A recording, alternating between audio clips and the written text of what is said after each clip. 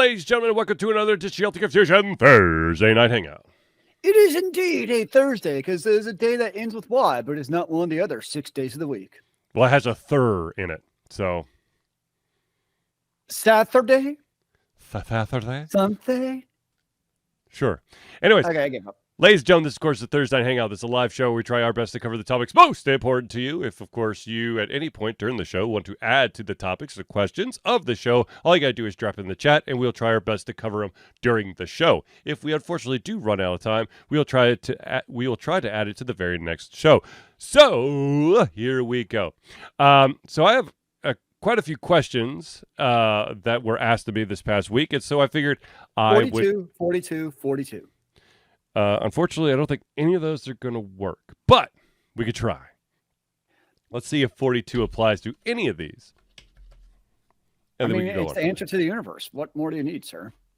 Actually, the first one is not a question. It is literally an article that came out, or I guess a news story that came out at the beginning of the month, and we missed it last week, so I want to circle back and get it, and that is that, the wonderful Activision Blizzard craziness that's always happening around the world. Yes. It turns out that Activision may have illegally fired some of their game testers for refusing to go back to in-person work. I'd be shocked. I can feel the sarcasm from here. Yes, apparently at least 2 and maybe more were fired because they did not feel safe about returning to in-person after, of course, working remotely for the past 2 years. Is it actually illegal to do that? Yes.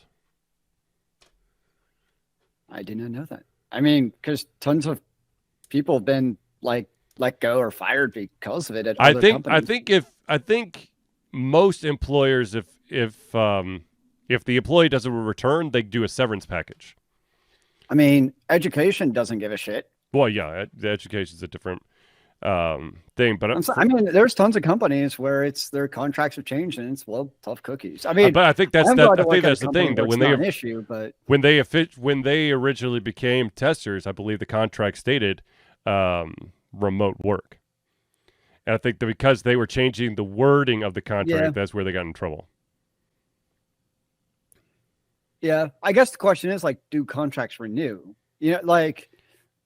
I think if a contract renews, and Zealeus, you are very aware of this, that sometimes contracts get reworded, they get reworked when it comes up for the renewal of said contracts. I have not had to deal with that, so I wouldn't know. But especially when you work in the education system, my understanding is that every year. Yeah, exactly. I mean, I guess if you have a contract and it gets changed randomly outside of contract time, then that's different. But I think it also has to be agreed upon, right? Well, I mean, I read stories rewrite the EULA without having people accept it. I read stories all the time online of people who get hired for what's supposed to be remote work. They get hired, and all of a sudden it's by remote, we meant in the office 3 days, and you can maybe work from home the other 2 days. See, that's an all too common occurrence. And the sad thing is the vast majority of those jobs, the individual who got suckered into it is not going to have enough money to afford an attorney, so they're just going to have to suck it up and do it. Well, it doesn't help that in our lovely country that normally the rights are not in our favor whatsoever, so you're pretty much hosed. Oh yeah, no, it's the big companies. It's in favor of capitalism. They don't want the little guys to upset the apple cart. I mean, if HR was smart, then they would just fire them without cause, without actually saying anything about remote versus in person. Right. And then it's because pretty much every state, there's one that's not. You can be fired at any time for any reason. Well, not any reason. Well, not give a reason, I should say. Right. Yeah, exactly. Yeah, they can be very vague about the reason. Basically, it has come to our attention that we no longer require your assistance on said project, so we're letting you go. Exactly. If you're smart as a company, that's what you do. You don't actually give a reason. the less you can, the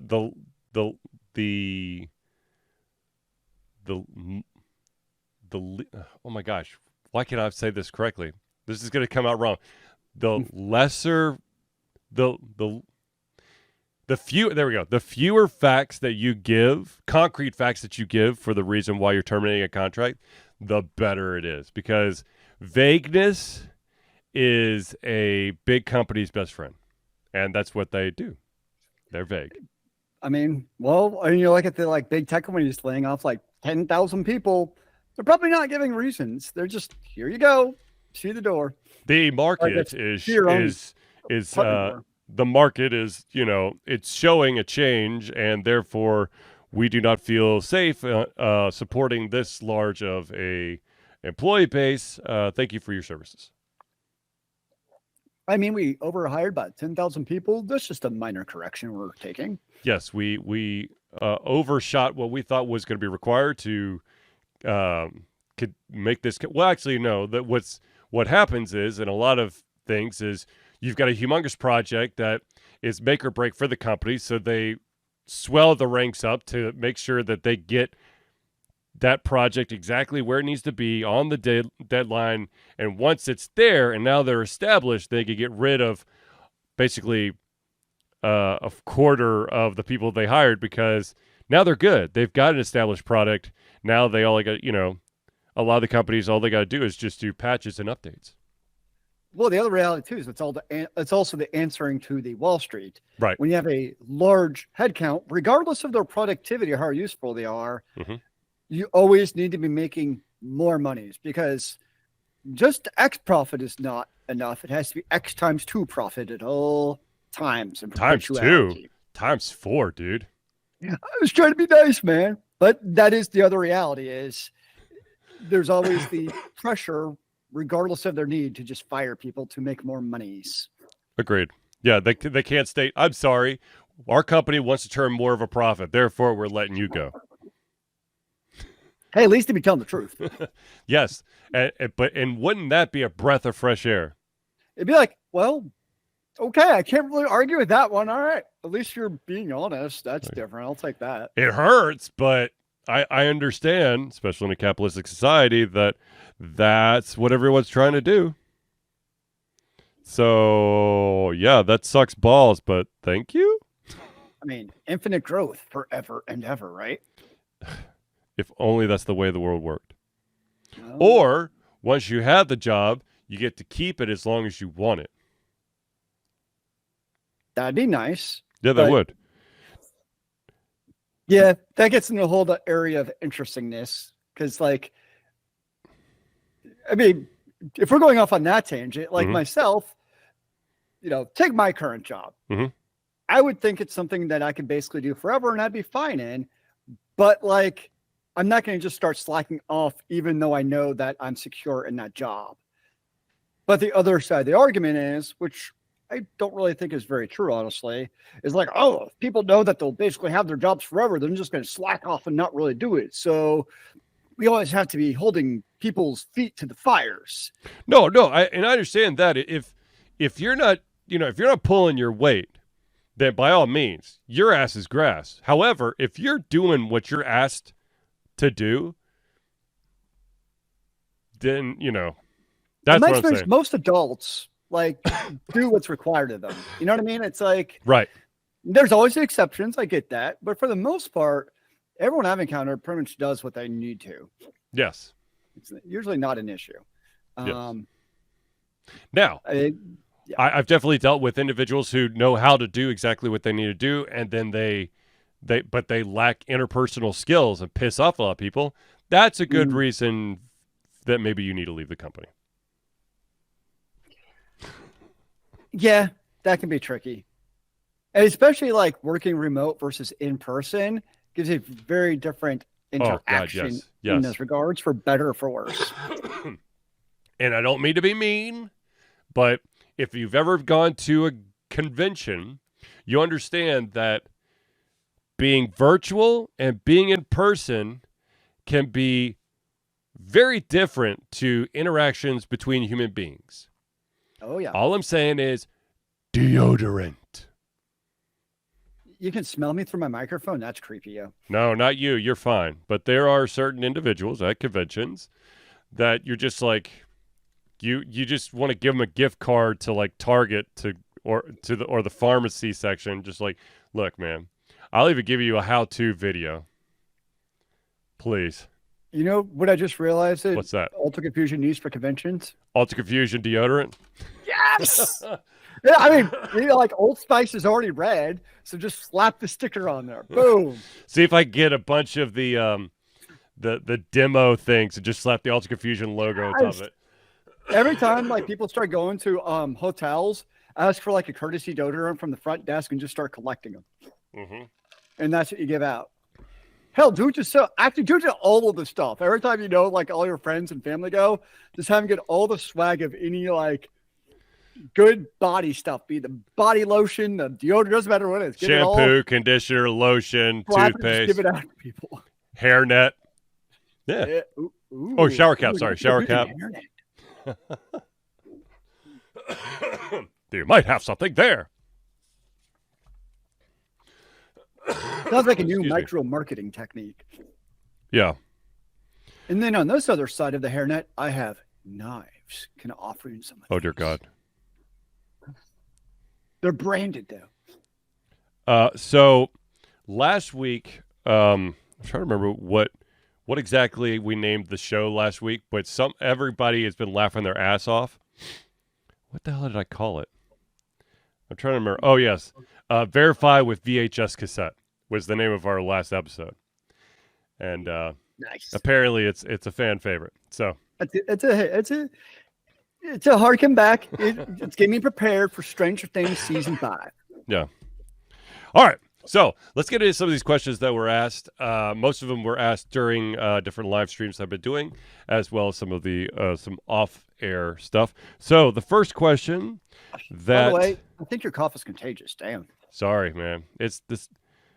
Notice that my voice has already changed. It's become more nasally within the 16 minutes that we've been live. So, yeah. All right. First question. All right. First question is, how much, in your opinion, how much do bots actually affect gameplay in MMOs? Me personally, very little, because most of the bot interaction really comes down to the market house. In my experience, is they're basically farming materials and all that blah blah blah to basically get materials and stuff for the market house. And I've in MMOs, I've never been much of a market house person. Like, some people play the market house, like that's their game. Me, I'm like, I only really play the market house like if there's something I need. Like, oh crap, I need 20 potions of this certain type to go on a raid, or like, oh, I'm crafting to level up my armor smithing. I just need to buy some ore off of it. So like that's the extent really that I play the market house or auction house, whatever you're calling it these days. Right. So for me personally, I'm pretty much like, nah, like it's not a good thing to have bots doing it, but in the end, it really doesn't affect me. And I feel like I don't see bots as much as I used to also. I'm sure they still exist. I remember the old days of like World of Warcraft, and when like 14 Final Fantasy came out, like it would be very obvious. Yeah. They see the character do the exact same rotation. And like sometimes you're like, wow, that's pretty obvious. So I guess bots have also maybe become a little bit more smarter and incognito in their ways. Well, Blizzard did just kick off 10,000 undead bots off one of their servers. No, there goes my bot phone. Oh my God! Look, the thing is, like, you're right. I think that in certain respects, I think that bots are an issue when it comes to, or could potentially be an issue when it comes to things like the marketplace or whatever. It's not like the bots are stealing, rare drops or something. But there are definitely most rare drops are either like gated behind like actually difficult mobs or like dungeons and other things that bots probably aren't going to do. Yeah. Now that being said, there was I don't know if do people still buy characters?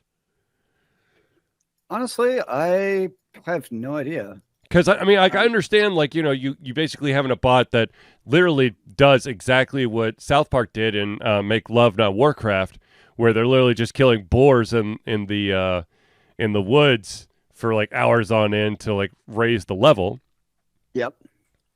And then you turn around and make a profit. That.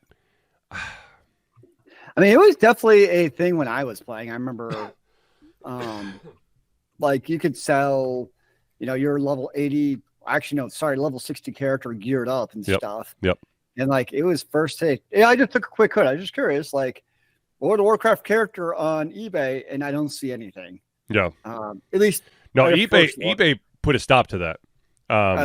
So how much I paid attention, but definitely. No, I don't think I think eBay's completely hands off when it comes to completely digital IP when it pertains to another game's IP, so that you won't see anything from like people selling shit from. Well, I think what you see now though is you see boosting services. Yes. So like I know like when I played Overwatch, it was definitely a big thing. Like I just looked and I can get a World of Warcraft boost through dungeons and heroic raids and other things. Mm-hmm. Yeah. So there's definitely ways so I guess now that's the deal is instead of basically buying characters, what boost you used to do back in the day, now you get a boost. Like they log in as your character. Mm-hmm. And either there's a certain level, it's based on how much it is. If you want to watch them as they do it, because you can party up with them, there's all kinds of like different services you can get that I've seen. Mm-hmm. And I was just like curious of going down that rabbit hole. I never have actually done it, but I've been very intrigued of like, what does this actually cost? And it's like, it's affordable and yet not cheap at the same time. Right. Like, I mean, probably people of our age could afford to get boosted if they wanted to, but like it would also raise a very large question mark of like, why did you spend this money? Because this really stands out. So you could do it, but it's not something I'd recommend. Because the other big issue, of course, is one of the reasons you do it yourself is you learn the mechanics of that character and how to play it and all those different things. And if you get boosted, well, you're obviously not going to know those things. So that's another major issue. Right. Which you talking about learning how to, the way your character is and all the nuances, that actually leads into the next, in my opinion, the next topic. And that is speed runs. Have you ever done them? And if so, or if you've ever thought about doing, what game would you do it? And the main part about speedruns is you need that proficiency in games in order to do it. I guess you could say that like my extent to probably speedrunning, it would be like an online game, like an MMO or an action RPG trying to level up a different character. Mm-hmm. So like I've already gone through like, let's just say the main storyline. I was actually doing this yesterday with Last Epoch, where they now released the online patch. Well, I've already done a bunch of my single player characters up to a certain level. So it was super quick for me to go through multiplayer now because they're not interchangeable, which makes sense. Right. So I took my online character. I'm like, okay, I'm just going to quickly like boost it myself basically, because I've done this enough where I know what I'm doing at this point. Rinse and repeat. Yeah. So for me, that's where speedruns make sense in that regard. When you just want to get that different character with skills you've already done up to a certain level to kind of catch back up. I totally get. Or what you see too is like, if you have like built-in skill choices, but you want to try a different skill build, then you kind of have to speed run yourself up to that and then do a divergence of skills. Right. For me, I think if you've been watching the Ultra Confusion Twitch channel, I think you've seen that I've been playing a ton of Dead Cells, and I'm basically doing speed runs at this point. I've yet to complete the entire thing, but I've played it so much that I'm playing at a much faster pace than I would have at the beginning, where I can easily make it to at least to the first boss, maybe the second boss, without too much issue. That being said, one of the reasons for that is because in games like Dead Cell and other games, you're going to die a lot. However, after you die, there's a chance that you've unlocked additional stuff, which allows you to do more in the run. One of the things about Dead Cells is you could potentially, I think you could do a run from end to end if you're really effing lucky, without any of the extra stuff. However, the extra stuff will definitely help you. There's these runes that you can pick up that allow you to do, actually, no, you'd at least have to have one rune to do the run because, yeah. Anyways, but the runes allow you to do more stuff, open up more areas that allows for more branching, and then it comes back together. And you can also open up more weapons. You can upgrade the amount of health potions you have at your disposal, that kind of stuff. So have I actually recorded a speed run? No, but I think at this point, if you watch me play Dead Cell, every single one is pretty close to a speed run. I'm not trying to take my time. I'm trying to fly through certain sections so I could get to the areas that I have trouble with. Well, kind of related to that, I have a question for you, sir. Mm-hmm. So I was actually watching, it was a Diablo 4 video, kind of overview actually from Asmongold. Mm-hmm. And what it brought up was, so kind of like I was saying earlier, the idea of kind of built-in skills. And so apparently what happened with Diablo 4 is early on, it's very easy to change your skills. But as you get later into the game, like a certain level, it becomes like very difficult to change your skills. Mm-hmm. And the premise from the developer is basically it then the whole idea is it then requires gamers to really think about those skills and what do they want to do with those skills. Mm-hmm. And to which I would say that's complete bollocks for two reasons. In my opinion, I want to hear what your thoughts are, but for two reasons for me. One is, in a lot of these games, if let's just say you play, I'm just making up a level. I don't know what the level in Diablo 4 is. Let's just say it's level 80. Okay. And you get up to that 80 and you realize, oh crap, I now have my sunk cost into a build that's not going to be able to do in-game content. Mm-hmm.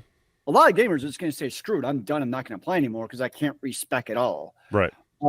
And two, in the age of Twitter and YouTube, it actually reduces build viability because people are just going to go find the super meta and not even try out different builds. Yep. And it actually kills build variety. Like, that's why I like Last Epoch, is because you do lose a little bit by changing your skills, but you get them back pretty quickly with the way the skill system works. Mm-hmm. I like it because it makes you think about it, but it's not harsh to change it. There's a little bit of penalty, so you just don't do it every second, but you kind of really have to think about it. So to me, that's a great compromise. You lose a little bit, but you can still change it without a problem. So, but if you just can't change it at all, at that point, I'm like, no, that's just, to me, that's a very old way of thinking about video games. I agree. I think that we're to the point of this like, pick and choose customization thing where we want to see what truly sticks. And sometimes what sticks at the beginning does not stick at the end. Now, to circle back to the game that I've been playing a shit ton of, Dead Cell, one of the things is you get what's called mutations. You get 3 mutations. One of them is basically gives you a second life. Another one gives you like the ability to, there's a percentage chance that you will regain life upon a successful hit. And for most of those mutations, you have the ability, though it's going to cost you, you have the ability to basically re-spec between levels. So let's say that was a great, those mutations were great for the first 3 levels, but now that I'm past the 3rd level, this is because of the way that I've been building my character, it's no longer to work.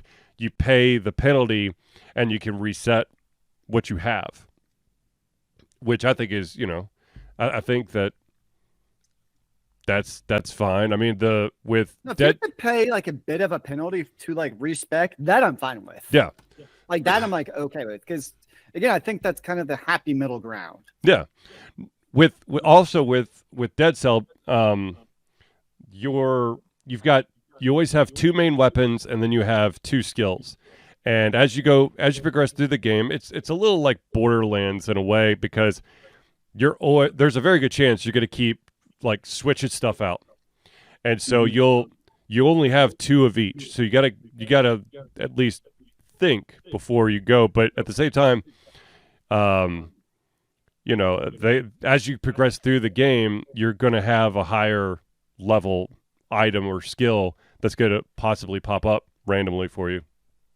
However, there are also those fucking items or skills that are required to get through certain sections, but will absolutely dick you over, and you have to lose one of your favorite skills, which is no bueno. For anyone who's played Dead Cells, the ossuary is a piece of shit. That is a tricky proposition. Well, they make you pick up this one skill, and it allows you to light these lanterns so the miasma doesn't kill you. Because if the lanterns aren't lit, the miasma will literally just start leeching the life out of you. So by the time you get there, though, you've got some pretty slick skills that you have to give up one of to get this like absolutely worthless thing outside of that one level. That sounds like a more of a frustrating mechanic than anything else, to be honest. Yes. But to go back, I think we're truly to the point where skills should be interchangeable, but the one penalty that that you would incur is that if you switch out to a skill that you haven't used, you have to basically build it back up. Kind of like every single skill has a leveling system. So if you've used, fire breathing the entire game, and then you decided that fire breathing is not going to help me through the volcanic section, so I've got to, I'm going to go to walls of ice, but I've never used it before. Yeah, it's going to be weak, but so you're going to take a huge hit with your spec, but at the same time, you're able to level it up and hopefully survive. That's what Last Epoch does. So what they do is they have but as you level up your character level, when you swap to your wall of ice, it also now has a minimum level already invested into it. So there's like a happy medium. So you don't have to start back at level 1. There's like a base level for all your skills if you change to them. So you already have some mastery in them. Yeah. And that increases as you play the game too. Which I'm totally fine with. Yeah, no, it works for me. I'm like, I'll take that, because then it's not bad to change skills when you feel like. Well, how about this? There are quite a few games out there that have they have a skill tree, right? And you get skill points for every single level up, and you have to allocate them. Yes. There are games out there that have at sometimes a steep penalty that allows you to basically respec everything. So it takes all the points out, and you have to basically rebuild it from there. Yeah. It's a possible solution. Yeah. No, that works for me. Yeah, I just like the idea of being able to respec within reason. Yeah. So yeah, like your skills and your passes and that stuff, because people don't want to be frustrated or hamstrung. And again, I think it comes down to, especially nowadays, there's also so many games and varieties that you can try out, where if you end up with a bad build you can't respec, you're just going to play something else. Or you're just going to look on to YouTube and figure out what the best build is and not try anything out of the, ordinary. Right. And that's why I don't like concrete skill builds, is because and then if you want to check out the meta later, sure, go for it. But I know when I'm leveling up in games, if there's not a concrete skill set that I can later reset, I like to pick my own skills. And then if I have to later for raids and stuff, okay, now I'll look at the meta. But at least to start off and all that stuff, it's fun to find your own skills, to be like, oh, wow, this is actually really cool scenariization, that maybe it's not the ultimate meta, but it still works pretty damn well for me. Yeah, I agree. All right. My answer is going to be no to this next one, but I'm going to ask it anyways. All right. Can there ever be a successful console outside the big three? I would say yes. And the reason I would say yes is because we've seen rise and fall of systems over the years. I mean, 20, 30, 40 years from now, who knows what could actually happen. So that's why I'd say, yes, it's possible. I'm not saying it's likely. Right. But I'm saying, is it possible? Sure. I mean, Microsoft created one after Nintendo and Sony and Sega were all established. What about Atari, man? Don't forget about Atari. So I think it is possible. Well, okay. Take, for instance, the Steam Deck, right? Yep. I know it's not technically a console, but the way it's handheld, it kind of straddles the line a little bit. Speaking of Steam Decks, they're finally on sale. I saw that for the first time ever. It's 10% off. Still not enough for me to go buy one, but no, I'm not going to. It would be cool to have one. Where I would like to have a Steam Deck is like when I'm at my job and like in between tickets, just pick up the Steam Deck, take a few turns, another ticket, play it again. So there would be some pretty cool things about it, but at the end of the day, no, I'm not getting one. Agreed. I would tell somebody like if they're starting off with a PC or like going to college and they want like a gaming device, and there's definitely use cases for it. Mm-hmm. Now, also doing streaming and stuff probably doesn't really have a great use case for it either. No. So I don't think there will be. It'll be very hard. I think the other big issue too now would be the barrier of entry for cost. Right. To build one from the ground up, get all the developers and publishers on hand. Yeah. It would just be super hard. It would have to, in order to truly succeed, I think what would have to occur is that this brand new console would have to have a very similar architecture to one of the existing consoles out there, so that it would be easy for them to port their games over to the system. I mean, that's kind of what Steam already tried to do, not the Steam Deck, but the Steam Box. Yeah, they already kind of tried to do that in a way with that. So I think it's been tried. It's just not likely because if you have to think about it, if there's like, let's just say there's this hypothetical fourth console, like what value added does it bring to the market that doesn't already exist? I mean, technically you don't really need both the PlayStation and Xbox. They really could serve the exact same audience. I'm glad there's both because competition's good, but really just Nintendo or one or the other, life would go on. Yeah. And you probably have almost exactly the same ecosystem as we have now, really. Nintendo doing their thing and then Sony/Microsoft doing their thing. You kind of have two ends of the console. But I think with the three, it's like you already kind of have that tripod of they kind of balance each other out. Yeah, and I also think that it's just the only you would have to be something super duper special. I mean, you see Amazon and Google having dipped their toe into the console gaming thing by doing cloud gaming, and look how not well that's gone. I think technically Amazon Luna is still there, but of course Stadia's gone. So yeah, I mean, and those are companies with lots of money.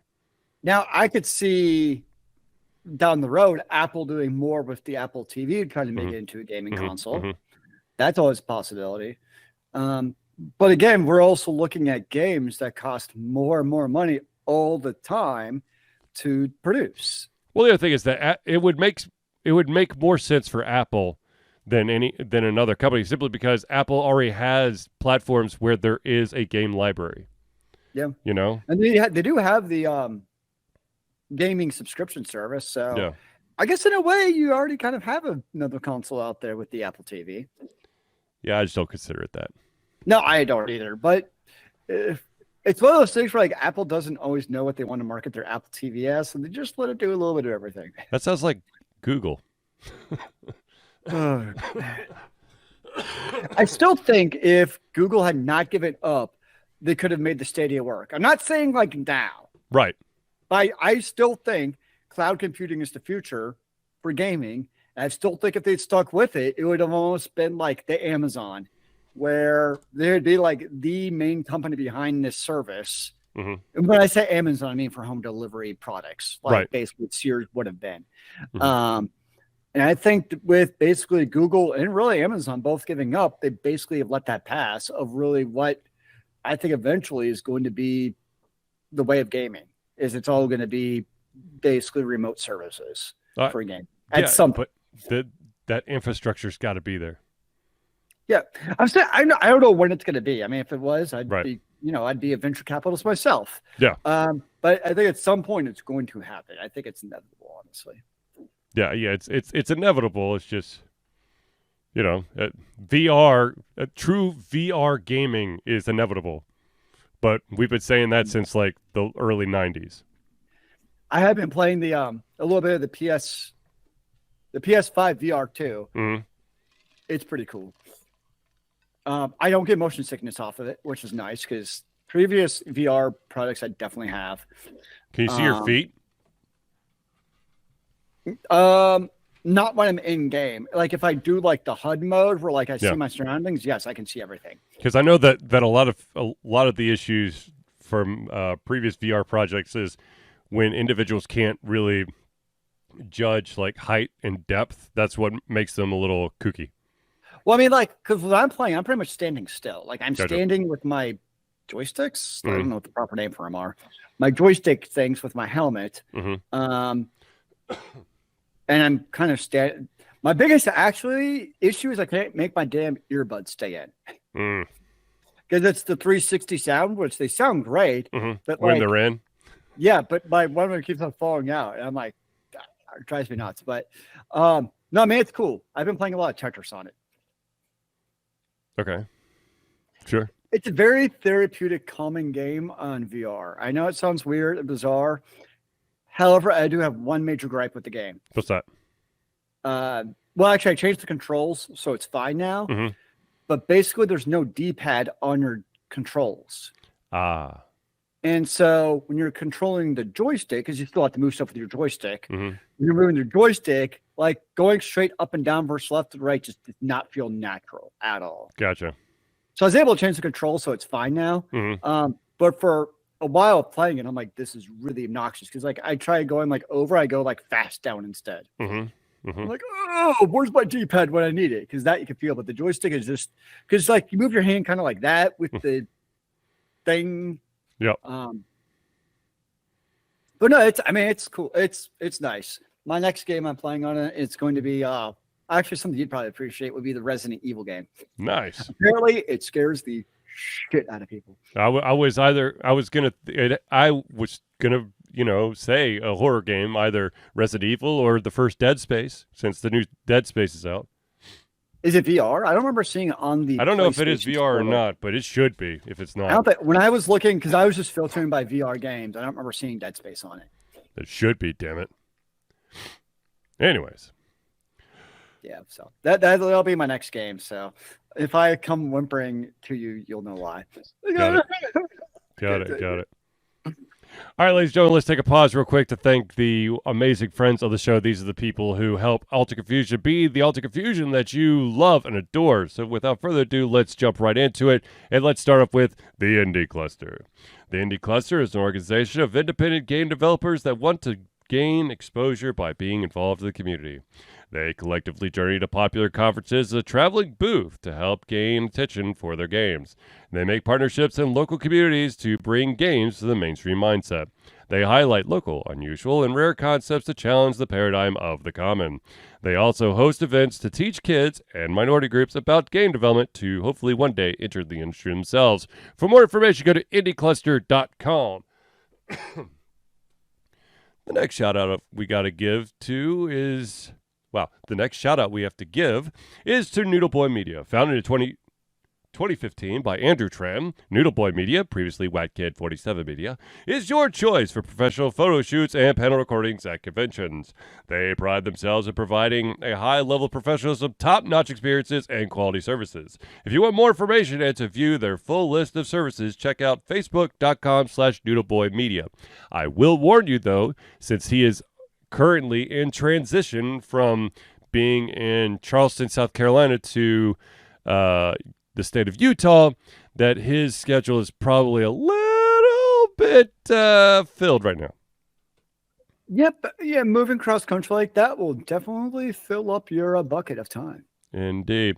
The next shout out we got to give to is to Hero Chiropractic. Hero Chiropractic's unique healthcare practice set up by Ryan Moore. The company's focus to elevate a patient's experience of freedom, creative expression, and joy. They believe that everyone can be a hero and has incredible heroic potential inside themselves waiting to be unleashed. Hero Chiropractic focuses on mobile chiropractic care in the greater Atlanta area. They're committed to healing clients by creating a plan of action uniquely suited for each person. They make that plan of action as convenient and affordable as possible, and most importantly, suited to your individual needs. For more information, go to herochiropractic.com. The next shout out we got to give is to the music maestro himself, CrossPad Creative. Need a new logo or want to work on a full branding and content strategy? Or maybe you need music or audio for your content, just like Alta Confusion? CrossPad Creative offers a whole host of solutions for individuals and small businesses. Just email Josh at crosspadcreative@gmail.com and see what he could do for you.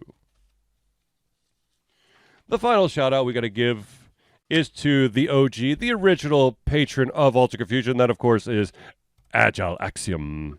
By day, Axe leads both the development team and system administration team working on satellites at NASA's Goddard campus. But while not in meetings, and many times during, he is the Agile evangelist Agile Axe, championing the philosophy of Agile and trying to make the world a better place for software developers, testers, system admins, and software projects the world over. Decades of experience in software development, and leading Agile teams are brought to bear against evil processes, inefficient work, and bad habits. For more information, go to agileaxiom.com. Yes. Now, ladies and gentlemen, I know that you are dying to find out, how do I become a friend of the show? Well, ladies and gentlemen, I'm about to tell you. I'm about to wow you. And that, of course, is, ladies and gentlemen, Alta Confusion survives and loves support of fans like you. And so we have a Patreon page. Patreon lets you, the fans, lovers, haters, demigods, interdimensional beings, gods, demons, aliens, werewolves, mummies, vampires, and much more, to become active participants in the work we love through a monthly membership. This gives you access to exclusive content, community, and insight into our creative process. In exchange, we gain a bit more freedom to do our best work and the stability we need to build an even stronger creative career. Currently, we have 2 tiers that you can pledge at. There's the $1 a month or $12 a year tier. And what that will get you is early access to all of our playthroughs, as well as patron-only posts that will appear on Patreon. If you're feeling a little frisky, you go up to the $5 tier. Not only does it give you everything at the $1 tier, so it's $5 a month or $60 a year. Not only do you get everything at the $1 tier, but you also gain your name or organization added to every single thank you section of Thursday Night Hangouts. So, ladies and gentlemen, if you want to become a patron of Alta Confusion today, all you got to do is go to Patreon, patreon.com/Altered Confusion. Now, before I go into the next one, I have to take a drink, so I apologize real quick. Drink all you need, sir. Oh, wow. And my camera, once again, is super out of focus. I don't know what's going on. No. You look like you've had too many to drink. It's like blurry vision from too much happy juice. All right, here we go. This is something that's very important to Alta Confusion. That is, ladies and gentlemen, Alta Confusion is proud to say that we have been fundraising for Extra Life for 12 straight years. Extra Life is gamers doing what they do best, game, to help sick and injured children at their chosen Children's Miracle Network Hospital. The money that we raise through Extra Life will go directly to Children's Healthcare of Atlanta as unrestricted funds. This means that the hospital decides where and how to spend the money to ensure the dollars we raise make the biggest impact in the lives of the kids they treat. So if you have the capacity to donate, please go to extra-life.org and search for Altered Confusion today. All right, I've got to restart this camera apparently because what? Let's see. You break it. I don't know. There we go. And I'm back. Ha ha ha. Look at you. I had wait, I had lots of faith. All the faith. Of course. Yes. Faith. Yes. Yes. All right. So, as anyone who's ever played a video game for more than 8, 9, 10 years could tell you, there are fads that go through the video game industry. Now, of course, we've been basically holding on to the zombie fad for God knows how long. So the question that was presented to me was, what do you think is the next thing to be exploited in upcoming games? First-person shooters. Oh, wait. Space aliens. Oh, wait.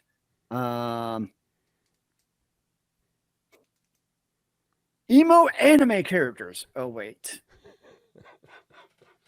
I don't know. I feel that, honestly, rogue games.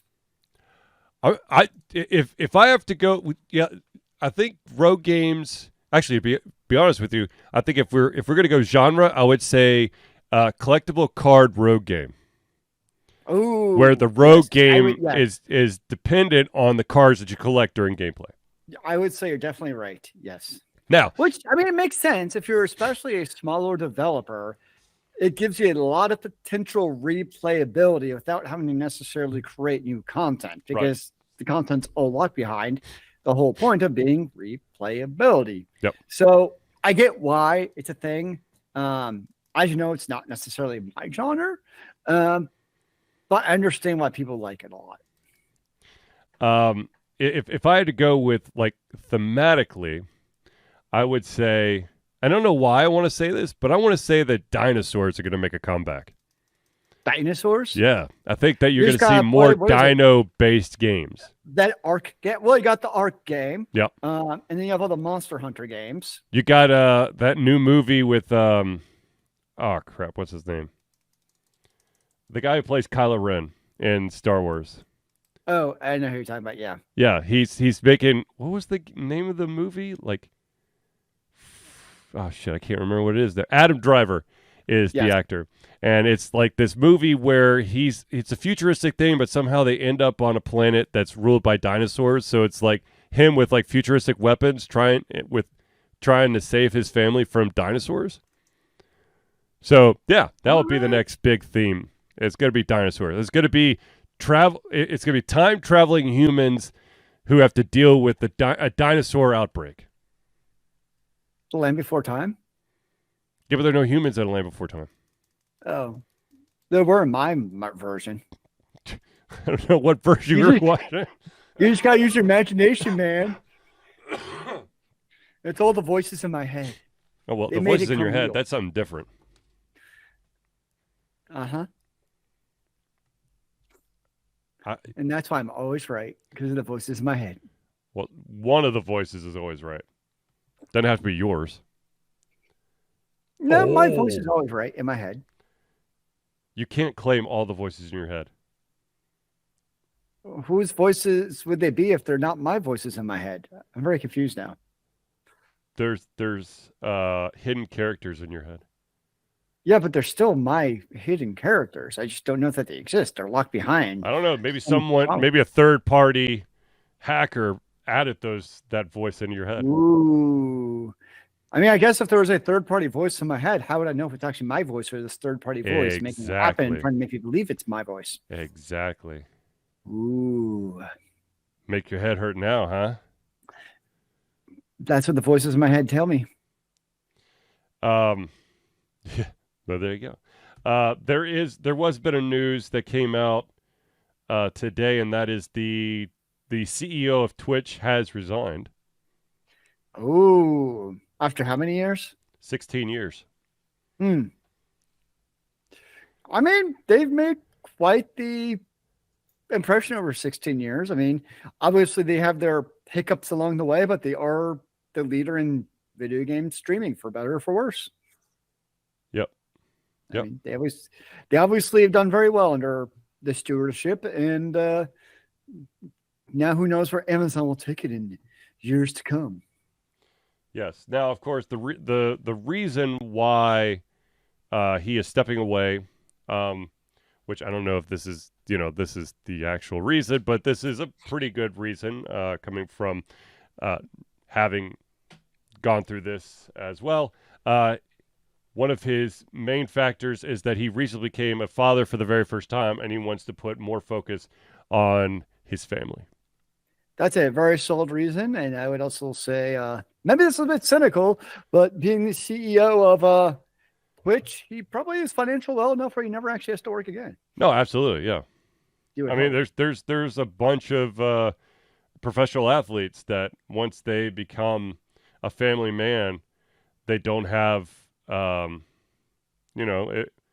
if they're not like the uber top of the, top of the mountain, that if they've made enough money, they'll step away so that, they could actually still walk. If you're a football player, they could still walk your kid, down the aisle for when they get married or something. I'm not worried so much about can I walk. Is my brain going to remember who that is I'm walking down the aisle? That too. Unfortunately. That too.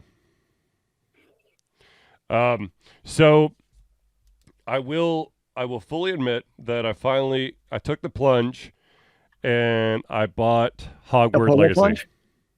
Oh. And I have to say that it's a pretty solid game. Thankfully, thanks to Dr. Ryan Moore of Hero Chiropractic, I found out that there's a way to not look like a total psychopath. As is the case with most RPGs, you're collecting equipment. You're collecting a hat, gloves, a cape, clothes, all that stuff. And of course, to get the strongest combo, you're going to be mix and matching. So I had like a green floppy hat with this weird ass mask that covers my entire face, with this like disgusting orange scarf around my neck. It's basically like my character dressed in the dark, ready to kill or blow up Hogwarts. That's what my character looked like. Thankfully, Dr. Ryan showed me that there is a way to make your character look the way you want to, but still get the added benefits from all the random shit that you've got. It's like a good built-in wardrobe system. Yes. Nice. So you basically can equip something and then you do change look to, and then you could choose something, a different look in your wardrobe. So what house did you choose? The selection, oh my gosh. The hat put me in Ravenclaw, which is exactly where I've always said I would go. So I thought you could pick if you wanted to. You could. Okay. But they ask you a couple questions, and then based off the answers, they're like, I think you're going to be in Ravenclaw. And then like they give you the option, or do you think we got it wrong? And if you got it wrong, then you can select whatever house you want to go to. It's like that scene in Harry Potter where they briefly thought about changing houses. Yeah. Yeah. Makes sense. The one weird thing about the story of Hogwarts Legacy is that your character is going to be a fifth year of coming for your first time at Hogwarts. So, and it makes sense that it has to be an older person or older character with where the storyline goes. Okay. So, but yes, I will say that it is an open world game, and I may have done a little bit too much exploring early on. And to unlock some stuff that you have to do in the game, they're like, okay, you have to successfully dodge 5 attacks. But here's the problem. I've been roaming around so much and leveling up that nothing can attack me. It's like literally, like I could blow anything away. You broke the game. So it's like, but I have to. And the other thing is that a lot of the enemies don't actually charge you. The only reason why you would dodge is if someone's trying to go hand to hand with you. But hello, you're a wizard. You're a wizard, Harry. And so you're going to be using your wand, and a lot of creatures are going to be far away. And even if they get close up to you, they might not charge you. And the only way to do a successful dodge is if the character charges you. So that was a little bit of a pain in the ass. Did you figure out how to finally dodge? Oh no, I knew how to dodge. I knew, but trying to coax an enemy into actually attacking me to allow me to do the dodge, that was the problem. You eventually got that figured out, though. Yeah, because it took you a little bit longer than you intended. But the sad thing is that you in order to complete one of the main missions, you have to have Expelliarmus unlocked. Okay. And in order to get Expelliarmus unlocked, you had to do that successful dodge and some other stuff. And the other stuff was easy. But here's the thing. I completed that quest, and guess what? I never had to use Expelliarmus. What? Yeah. Are you even a real wizard?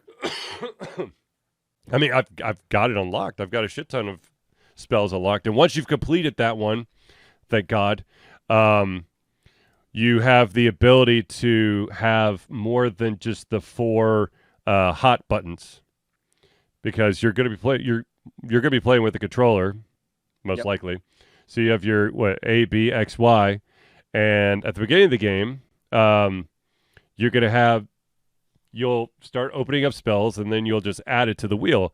And the unfortunate thing is, if you're like me and you're an explorer, you're going to have to keep changing out those spells because you only have 4 slots. But after you complete the quest that you require Expelliarmus on, then you have the ability to start unlocking additional ones. So in order to call up the spells, you hold the right trigger and you hit one of the buttons. But once you've unlocked the additional thing, you hit right trigger and then you hit the D-pad, and it will switch between, I think you can have up to 4 when you unlock them. So now I have the ability to quickly rotate, so I don't have to constantly have to go back through and reset my hotkeys every single time I need that spell one time. You can't just shoot fire bullets nonstop and win? No, because you'll need to repair stuff or illuminate something or go invisible or set something on fire or pull it towards you or make it levitate or make the enemy's weapon fly out of their hands. Expelliarmus! That's kind of mean of you sounding. Mm-hmm. But yeah. Don't take away their toys. They're just trying to have fun. Yeah. So I think you're supposed to be about a level 3 or 4 when you go and do that quest. Yeah, I'm a level 19. Good Lord, Joe. Did you already beat the game? You didn't even do all the quest lines? No, you can't. You have to do the you have to do specific things to unlock spells to allow for the continuation of the game. That makes sense. You have to attend certain classes, and then after those classes, the professors give you extra work, and that extra work will then open up the ability to learn a new spell. But the extra work is the most mundane ass shit. It's like busy work, like the dodge 5 times, or you have to have try to use this potion in combat. I'm like, I don't need that potion, but okay. Oh, you also have limited inventory. Anyways. You also have limited inventory when it comes to your equipment. So if you're running around like I am and you're opening a bunch of chests, you're getting a ton of equipment. You got to keep an eye on how much you have, because there's going to be a time going, oh, but I'm out of space. And you got to go find a vendor and sell it. Though it is really weird. So in Hogwarts Legacy, you're collecting a bunch of potion ingredients, right? You can't sell that shit. I have an overabundance of some of these ingredients, but I can't sell them. I can only sell the hats, the shirts, the gloves, the whatever else. It's so stupid. It sounds like they're trying to be very helpful. Well, early on in the game, the price tag on some of the stuff is just like astronomical. It's like, how the hell am I ever going to have this much money? And then if you're like me and you've been roaming around all over the place, I've got that much money. Do you have enough money? Yeah. You got it. You got it figured out. Yeah, just over game, and then go, oh shit, I should be doing this. But that's your RPG strategy, though. You always like being super OP'd. Mm-hmm. Is your way of doing it, and it sounds like you've done that very successfully. Yes. Though, one thing that I learned going back to Dead Cells is that you do not want to have a well-rounded character. You have three different. Basically, you have three different skills or areas that you get to put your points in. And if you evenly space it, yeah, you're going to have a lot of health. However, the later in the game you get, the more hits are going to be required to take down an enemy. But if you throw like everything into, I think brutality is the one that's mostly melee, you might not have a lot of health, but man, do you pack a punch. Sounds like that works. Yeah. So, but yeah. I do want to apologize for those patrons out there who are like, where the hell are our early access playthroughs? Thanks to this wonderful allergies, my brain is completely like cotton candy. I can't think straight. And yes, you've seen me play Dead Cells because at this point it's muscle memory. I don't think that I have the attention span to truly give you I could record myself playing some games and throw it up there, but I want to give you a true,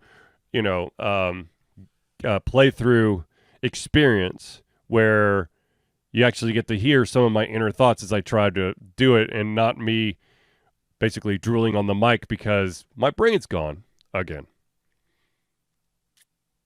But where did your brain go, sir?